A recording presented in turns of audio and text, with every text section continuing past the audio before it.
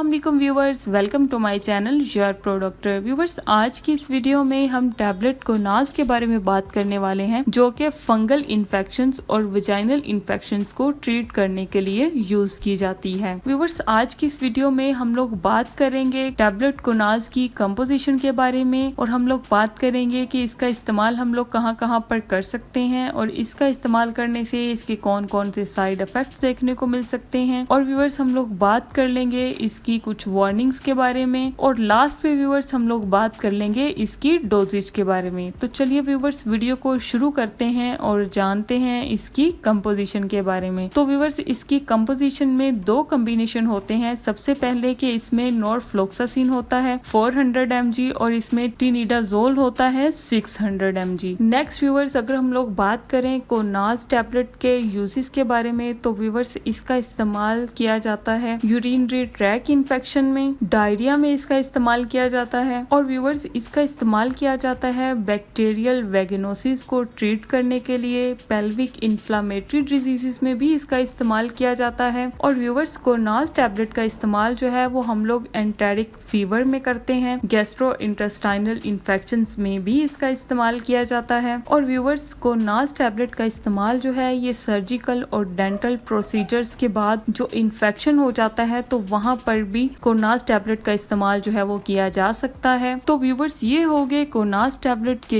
Uses. Next हम लोग बात कर लेते हैं कि कोनाज टैबलेट का इस्तेमाल करने से हमें कौन कौन से साइड इफेक्ट्स देखने को मिल सकते हैं। तो व्यूवर्स, इसमें सबसे पहले ये कि आपको नोजिया वॉमिटिंग की शिकायत देखने को मिल सकती है, गैस्ट्रो इंटेस्टाइनल डिस्टर्बेंस हो सकती है। और व्यूवर्स, कोनाज टैबलेट का इस्तेमाल करने से आपका जो सेंट्रल नर्वस सिस्टम है उस पर असर हो सकता है, यानी आपको डिजीनेस हो सकती है, हेडेक हो सकती है, ड्राउजीनेस की शिकायत भी देखने को मिल सकती है। और व्यूवर्स, इसका इस्तेमाल करने से आपको रैश हो सकते हैं, आपके पेट में दर्द हो सकता है, एबनॉर्मल सेंसेशन ऑफ टिंगलिंग की शिकायत देखने को मिल सकती है। और व्यूवर्स, आपके जो मुंह का जायका है वो चेंज हो सकता है। और व्यूवर्स, लास्ट पे abnormal decrease in white blood cell count की शिकायत भी देखने को मिल सकती है। तो व्यूवर्स, ये हो गए कोनाज टैबलेट के साइड इफेक्ट्स। नेक्स्ट हम लोग बात कर लेते हैं इसकी वार्निंग्स के बारे में। तो इसकी वार्निंग्स में सबसे पहले ये कि आप प्रेगनेंसी और लैक्टेशन में इस टैबलेट का इस्तेमाल जो है वो नहीं कर सकते। और अगर आपको कोनाज टैबलेट में मौजूद किसी भी इंग्रेडिएंट से एलर्जी है, हाइपर सेंसिटिविटी है, तो तब भी आप कोनाज टैबलेट का इस्तेमाल जो है वो नहीं कर सकते। लास्ट पे व्यूवर्स हम लोग बात कर लेते हैं इसकी डोजेज के बारे में। तो व्यूवर्स, इसकी जो रेकमेंडेड डोज है वो आपने